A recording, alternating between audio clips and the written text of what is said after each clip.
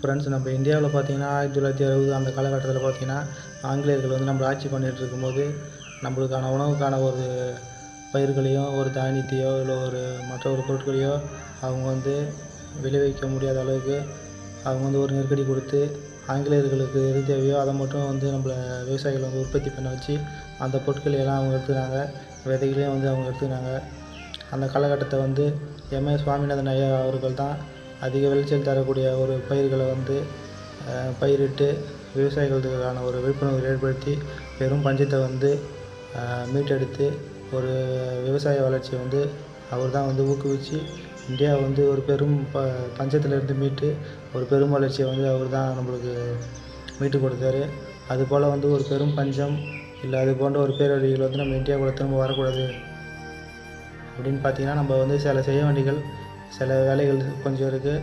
அதை வந்து என்னென்ன வேலைகள் நம்ம செஞ்சால் நம்ம இந்தியா வந்து திரும்ப அந்த வறுமை அந்த பஞ்சம் அப்படின்ற ஒரு நிகழ்வுகள் வரக்கூடாது அப்படின்னா நம்ம என்ன பண்ணணும் அப்படின்னு சொல்லிட்டு இந்த காணொலிக்கு கீழே